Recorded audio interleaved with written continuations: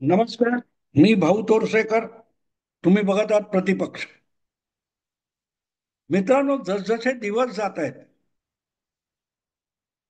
म्हणजे अमेरिकेचे अध्यक्ष डोनाल्ड ट्रम्प यांनी भारतावर त्यांना हव्या असलेल्या अटीवर करार करत नसल्यामुळे जी अवाढव्य टॅरिफ लावलेली आहे, आयात कर लावलेला आहे, लादलेला आहे, त्यानंतर जसजसे दिवस जात आहेत तसतसं भारताचं काय होणार याची चिंता ट्रम्प व्यक्त करतायत. पण भारताच्या पंतप्रधानांनी नरेंद्र मोदींनी साफ साफ सांगून टाकलं की भारतीय शेतकरी आणि भारताचं राष्ट्रीय हित यांच्या कुठच्याही आणि कोणाच्याही हिताला बाधा येईल अशी कुठलीही गोष्ट भारत मान्य करणार नाही. आणि भारत मान्य करणार नाही याचा अर्थ सरळ सरळ मोदी सरकार मान्य करणार नाही असं सांगून टाकलेलं आहे. आणि त्यामुळे पण इतका दबाव आणल्यानंतर सुद्धा, इतकी हत्यार रोखली असताना सुद्धा मोदी सरकार आपल्या समोर नतमस्तक का होत नाही, यामुळे अमेरिकेचे अध्यक्ष डोनाल्ड ट्रम्प अस्वस्थ झालेले आहेत, सैरभैर झालेले आहेत. आणि म्हणून आधीचाच लावलेला जो काय आयात कर आहे त्याची वसुली आणि त्याचे परिणाम समोर येण्याच्या आधीच यापेक्षा अधिक आयात कर वाढवला जाईल, टॅरिफ वाढवली जाईल, अशा धमक्या देणं चालू आहे. पण ढिम्म भारत सरकारने किंवा भारताच्या पंतप्रधानांनी त्याला साधा प्रतिसाद देणं याची सुद्धा पर्वा केलेली नाही. नाहीतर सगळे तावात आता उलटा अमेरिकेवर आपण 50% 100% काय तो टॅरिफ लावा, याची गरज नसते मित्र. जी गोष्ट काहीही प्रतिक्रिया न देता सिद्ध होणार असते, अशा वेळेला तुम्ही उगाच आक्रस्ताळेपणा करण्याची गरज नसते. राहुल गांधी गेली 10 वर्ष अथवा तद्वा आरोप नरेंद्र मोदींवर करतायत. नरेंद्र मोदींनी त्याला किती वेळ उत्तर दिलंय? हे एक दोनदा केलं असेल, अरे मूर्खो के सरदार वगैरे असं करून काही केलं असेल. पण या 3-4 गमतीशीर घटना सोडल्या तर कमीत कमी 1500 आरोप आणि अथवा तद्वा शब्द राहुल गांधींनी नरेंद्र मोदींच्या बाबतीत वापरलेले आहेत आणि इतरांनीही वापरलेले आहेत. पण नरेंद्र मोदींनी जशाच तसं उत्तर असं केलेलं नाही. ईट का जवाब पत्थर से असं बिलकुल केलेलं नाही आणि करूही नाही. भारताचा पंतप्रधान 140 कोटी लोकसंख्येचा जो पंतप्रधान असतो त्याला अतिशय जपून आणि जबाबदारीने वागणं भाग आहे. रोज सकाळी पत्रकार परिषद घ्यायची किंवा रोज उठायचं आणि एक नवीन टॅरिफ लावायची, असला पोरकटपणा राष्ट्रप्रमुखाने करायचा नसतो. एखाद्या पक्षाच्या प्रवक्त्याने वगैरे करणं ठीक असतं, पण राष्ट्रप्रमुख जो असतो, मग तो छोटा देश असो किंवा मोठा देश असो, श्रीमंत देश असो किंवा गरीब देश असो, त्याच्या लाखो करोडो लोकांचं भवितव्य जेव्हा तुमच्यावर अवलंबून असतं, तुमच्या निर्णयावर आणि धोरणावर अवलंबून असतं, तेव्हा आपला प्रत्येक शब्द तोलून मापून बोलणं आवश्यक असतं. म्हणूनच ट्रम्प यांनी 27 वेळेला 32 वेळेला जे काय बोललंय त्याचा इन्कार करण्याचेही कष्ट मोदींनी घेतले नाहीत आणि राहुल गांधींनी त्यासाठी काहूर माजवलं तरीही नरेंद्र मोदींनी त्याचं उत्तर दिलं नाही. आणि ते जितकं उत्तर दिलं नाही तितकं वेळ आपणच भारत पाकिस्तानमध्ये युद्धविराम घडवून आणला, हा खोडेपणा ट्रम्प यांना परत परत परत परत बोलावा लागलाय. आणि जगासमोर ट्रम्प यांनी आपल्या सातत्याच्या वक्तव्याने, अनावश्यक वक्तव्याने स्वतःलाच हास्यास्पद करून घेतलंय. आणि आता तर हळूहळू करत अमेरिकेतच अमेरिकेत आणि खुद्द ट्रम्प यांच्या रिपब्लिकन पक्षामध्ये मोदींच्या आणि भारताच्या समर्थनासाठी एक एक गट पुढे यायला लागलाय, एक एक नेता पुढे यायला लागलाय. आपल्या राष्ट्राध्यक्षाने डोनाल्ड ट्रम्प यांनी भारताशी अकारण वैर भावना धारण करून संकट ओढवून घेतलंय, ही भूमिका अमेरिकेत तयार व्हायला लागलेली. आणि हे सगळं जर परस्पर होत असेल तर त्यासाठी मोदींनी आपल्या मनातली तलवार बाहेर काढायचं कारण काय? अजिबात त्याची गरज नाही. अनेकदा असं म्हणतात ना, मौनम सर्वार्थ साधनम.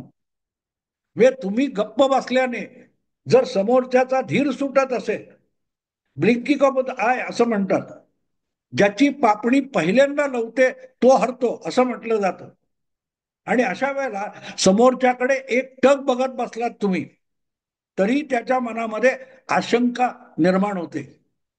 आणि मोदी नेमकं या अशा आपल्या बॉडी लँग्वेजचं सुद्धा हत्यार बनवतात, हे आजवर अनेकदा दिसलेलं आहे. G20 साठी इथे आलेला कॅनडाचा पंतप्रधान जस्टिन ट्रुडो यांनी काय काय आरोप केले, काय काय बोललं. मोदींनी त्याची अवहेलना केली नाही, त्याला प्रत्युत्तर दिलं नाही. पण आज तो जस्टिन ट्रुडो कचऱ्याच्या टोपलीत जाऊन पडलेला आहे. त्याला पंतप्रधान पद सोडावं लागलं, सत्ता सोडावी लागली आणि त्याच्या जागी आलेल्या पंतप्रधानांना मोदींच्या गयावया कराव्या लागल्या. हे जर सगळं एकही अपशब्द न बोलता आणि अवाक्षर न बोलता साधलं जात असेल तर बोंबलायची गरज काय? बोंबलतात तर राहुल गांधी आणि संजय राऊत सुद्धा. संजय राऊत किंवा राहुल गांधी यांच्या अखंड बडबडण्यातून आजपर्यंत काहीही साध्य झालंय का? तुम्ही सांगा, तुम्ही सांगा. त्यांनी केलेले आरोप कधी सिद्ध झाले नाहीत. त्यांनी जे काय केलं किंवा करण्याचे इशारे आणि धमक्या दिल्या त्यातून भाजपचं कुठलंही नुकसान झालं नाही.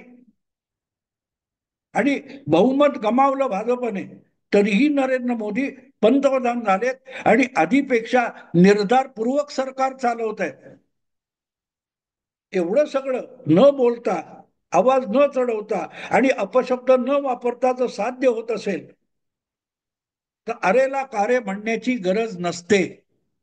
आणि ज्या वेळेला तुम्हाला कितीही अपमानजनक किंवा त्रासदायक कृती करून समोरचा उत्तर देत नसेल तेव्हा आक्रमक असतो, त्याचा धीर सुटायला लागतो.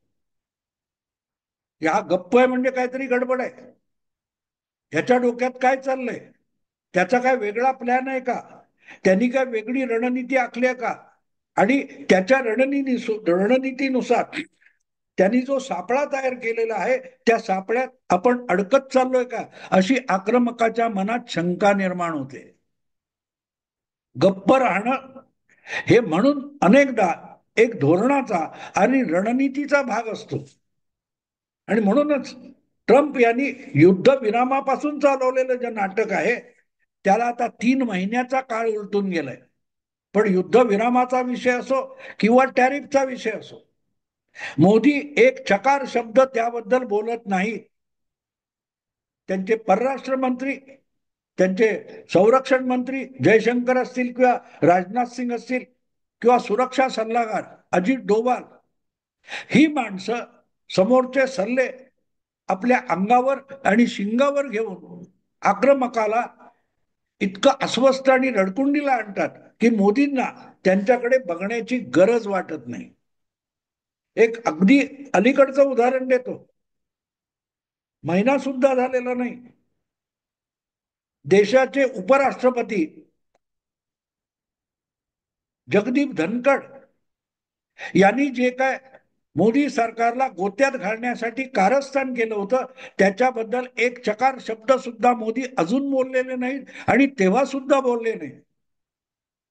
पण ज्या प्रकारे आरोप प्रत्यारोप न करता जगदीप धनखड या घटनात्मक पदावर बसलेल्या उपराष्ट्रपती व्यक्तीची गठडी वळण्यात आली,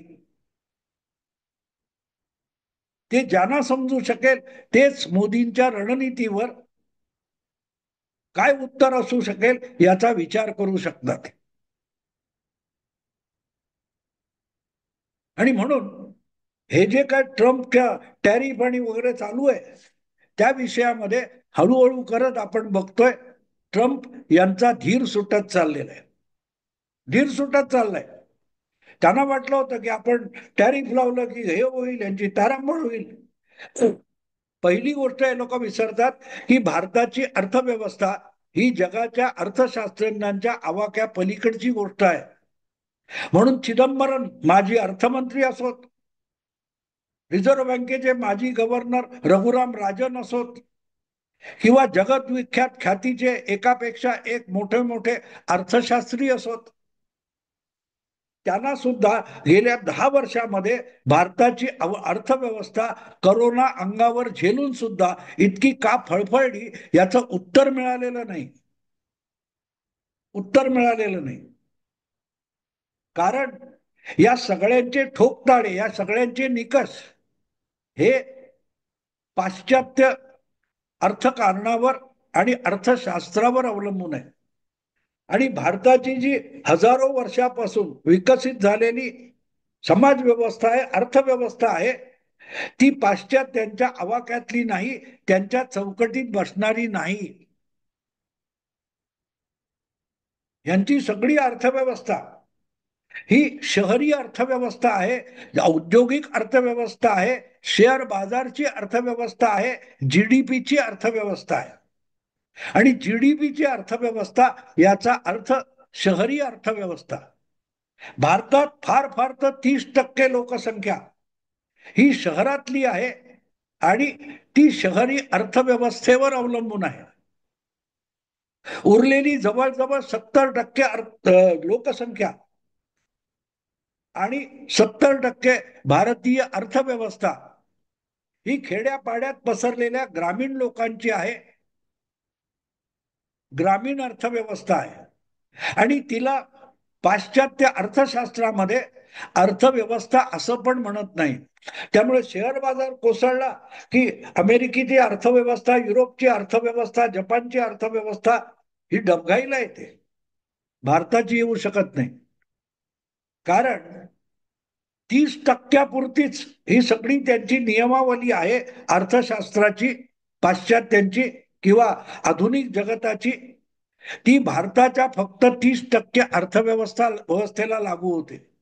उरलेली 70% अर्थव्यवस्था ही त्यापासून अलिप्त आहे. आणि म्हणून सगळ्या जगाची अर्थव्यवस्था कोविड-19 करोना काळामध्ये डबघाईला गेली. त्याच संकटातून भारताला पण जावं लागलं. आणि तेव्हा जगातले मोठे मोठे अभ्यासक, अर्थशास्त्रज्ञ सांगत होते भारतात कमीत कमी 4 ते 5 कोटी लोकांचा मृत्यू होईल करोनामुळे. 1 कोटी पण नाही झाला. पाऊण कोटीच्या आसपास, 140 कोटीमध्ये फार तर 70 लाखाच्या आसपास काही लोकांचे मृत्यू झाले. पण 5 कोटी 6 कोटी हा अंदाज संपूर्णपणे फसला. कारण या लोकांना भारतीय व्यवस्था माहित नाही, भारतीय समाज व्यवस्था माहित नाही, भारतीय अर्थव्यवस्था माहित नाही. भारताची जीडीपी वाली अर्थव्यवस्था, शेअर बाजारची अर्थव्यवस्था ही करोनामुळे डबघाईला गेली, हे सत्य आहे, कोणी नाकारू शकत नाही. पण जेव्हा त्या अर्थव्यवस्थेवर जगता येणं शक्य नाही हे लक्षात आलं, तेव्हा त्या जीडीपी अर्थव्यवस्थेत जगणारे 30% लोक, त्यातले जवळजवळ 15 ते 18% लोक हे शहर सोडून ग्रामीण भागाकडे गेले. अर्बन जीडीपी अर्थव्यवस्थेतले लोक हे रुरल अर्थव्यवस्थेकडे गेले, ग्रामीण अर्थव्यवस्थेकडे गेले. आणि त्या ग्रामीण अर्थव्यवस्थेने या शहरी दिवाळखोर झालेल्या अर्थव्यवस्थेतल्या 15 ते 18% लोकांना 1.5 वर्ष जगवलं. 1.5 वर्ष जगवलं. आणि मग एकदा करोना काळ संपल्यावर ते लोक परत ग्रामीण अर्थव्यवस्थेकडून शहरी अर्थव्यवस्थेकडे आले, जीडीपी शेअर बाजार अर्थव्यवस्थेकडे आली. आणि बघता बघता करोना काळानंतर जगात एकच अर्थव्यवस्था अत्यंत वेगाने पुढे येऊ शकली, ती भारताची होती. कारण भारतातल्या जीडीपी आणि शेअर बाजारच्या अर्थव्यवस्थेला संकट काळामध्ये व्हेंटिलेटरवर ठेवून आयसीयू मध्ये ठेवून जगवण्याचं कर्तृत्व ग्रामीण अर्थव्यवस्थेने पूर्ण केलं होतं. आणि ती अर्थव्यवस्था म्हणजे काय हे जगातल्या मोठमोठ्या विद्यापीठातल्या अर्थशास्त्रज्ञांना अजूनही कळलेलं नाही. ती अर्थव्यवस्था भारताच्या ग्रामस्वराज्यामध्ये आणि आत्मनिर्भरतेमध्ये सामावलेली आहे. भारतातला प्रत्येक जिल्हा, त्यातली खेडेगाव ही आत्मनिर्भर आहेत. आत्मनिर्भर आहेत. पेट्रोल बाहेरून यावं लागेल. आणखीन काही अगदी कुठला तरी ब्रँडेड साबण बाहेरून यावा लागेल, पण बाकीच्या गोष्टी त्या तालुक्यामध्ये, त्या गावामध्ये, त्या जिल्ह्यामध्ये तिथल्या तिथे तयार होतात. महाराष्ट्राच्या कोकणात तांदूळ गावात तयार होतो. सातारा, मराठवाडा, तिथे ज्वारी बाजरी लागते, ती तिथे तयार होते. थोडाफार गहू लागतो, तो पण बनतो. तो बाहेरून आयात करावा लागत नाही. राजस्थानच्या कुठच्या तरी ग्रामीण भागामध्ये कांदा हवा असेल तो महाराष्ट्रातून जातो, पण थोड्याफार प्रमाणात तिथेही कांदा पिकतो. त्यामुळे कांदा महाराष्ट्रातून आला नाही म्हणून राजस्थान धाय मोकलून रडणार नाही, याला आत्मनिर्भरता म्हणतात. रेल्वे, पेट्रोल, अत्यंत एक्सपर्ट असे डॉक्टर हे त्या गावामध्ये, तालुक्यामध्ये, जिल्ह्यामध्ये कदाचित नसतील, पण 99% सामान्य जनतेच्या गरजा भागवण्याइतका प्रत्येक जिल्हा, प्रत्येक तालुका आत्मनिर्भर आहे. आणि त्याला अर्थव्यवस्था म्हणतात. हे ट्रम्पला माहिती नाहीये. अमेरिकेच्या अर्थशास्त्रज्ञांना सुद्धा त्याचा अवाका नाहीये. आणि म्हणून हे केलं की सँक्शन लावलं, हे होईल, सँक्शन लावलं की ते होईल. हा जो त्यांचा भ्रम होता, त्याचा भ्रमनिराश करण्याची गरज होती. आणि ते आता मोदी सरकारच्या मौनातून साधलं जात. लावा तुम्ही. आम्ही आमच्या ग्रामीण शेतकऱ्यांच्या बाबतीत तडजोड करणार नाही, याचा अर्थ नरेंद्र मोदींनी सांगितलंय. मी ग्रामीण व्यवस्थेला धक्का लावणारा कुठलाही करार करणार नाही. कारण करोना सारख्या संकटातून या ग्रामीण अर्थव्यवस्थेने, शेतकरी अर्थव्यवस्थेने भारताला सुखरूप बाहेर काढलंय आणि प्रगती पथावर नेलेलं आहे. जीडीपीच्या अर्थव्यवस्थेला आम्ही भीक घालत नाही, हेच मोदींनी ट्रम्पला गप्प राहून सांगण्याचा प्रयत्न केलाय. समजायची अक्कल त्याला असेल तर समजेल, ना समजे वो अनाडी आहे, आपण काय करणार. आणि म्हणूनच त्या दिवशी जेव्हा लागू झालं, त्या दिवशी ट्रम्प काय म्हणाले, ते आत्ता 8 तास झाले, 24 तास होऊन दे मग बघू. 24 तास म्हणता म्हणता 5-6 दिवस होऊन गेले. ढिम्म भारतावर काहीही परिणाम झालेला नाही. काहीही परिणाम झालेला नाही, होणार पण नाही. उलट हळूहळू करत तुम्हाला दिसतंय की ट्रम्प आपल्या धमक्या वाढवत चाललेला आहे. आणखीन लावीन, तितकं लावीन, तितके टक्के लावीन. याचा अर्थ भारताच्या ठामपणामुळे आणि मोदींच्या मौनामुळे अमेरिकेचे अध्यक्ष ट्रम्प यांचा धीर सुटत चाललाय. कारण हे दीर्घकाळ लांबलं तर अमेरिकेच्या बाजारपेठेमध्ये भारतातून जाणारा माल पोहोचला नाही तर अमेरिकेतल्या सामान्य माणसाला, नागरिकाला रस्त्यावर उतरावं लागेल. आणि ते मोदी विरोधात नसेल, ते ट्रम्प विरोधात असेल. आणि म्हणून ट्रम्पचा धीर सुटत चाललाय. अजून महिना दीड महिना होऊन दे, दाती तृण धरून ट्रम्पला शरण यावं लागेल. भारताच्या अटी शर्तीवर टॅरिफचा करार करावा लागेल. मग त्यांना कळेल भारत गावात वसलेला आहे म्हणजे काय. इंडिया आणि भारत यातला हाच फरक सांगतात. भारत गावात वसलेला आहे, इंडिया शहरात वसलेला आहे. तर इंडियाच्या अर्थव्यवस्थेच्या आधारावर भारताला कोणी धमक्या देऊ नयेत, हेच नरेंद्र मोदी यांच्या मौनातून सांगितलं गेलंय. पण तेवढं समजण्याची बुद्धी ना राहुल गांधींकडे आहे, ना ट्रम्पकडे आहे. आणि त्याचा आवाकाच जगभरच्या काय ते रघुराम राजन किंवा तत्सम चिदंबरम वगैरे लोकांना नसेल, तर त्यांना मोदींच्या मौनाचा अर्थ कळणार नाही. न बोलून मोदी काय काय साध्य करू शकतात हे कळेल.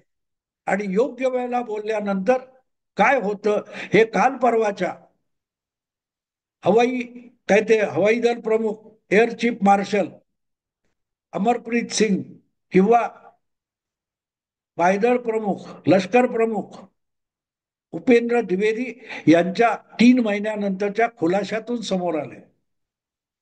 आम्ही F-16 पाडली असं म्हणून अमेरिकेच्या लढाऊ विमानांचा बाजार उठवण्याचं पाऊल उचललं गेलंय. मोदी बोललेले नाहीत, बोललेत हवाई दल प्रमुख आणि लष्कर प्रमुख. तेव्हा मौनाचा अर्थ खूप गहन असतो. तो हळूहळू जसा समजेल तसा ट्रम्पचा धीर सुटत जाणार आहे. मित्रांनो, आता इथेच थांबतो. आवडलं लाईक करा, शेअर करा आणि प्रतिपक्षाला सबस्क्राईब करा. नमस्कार.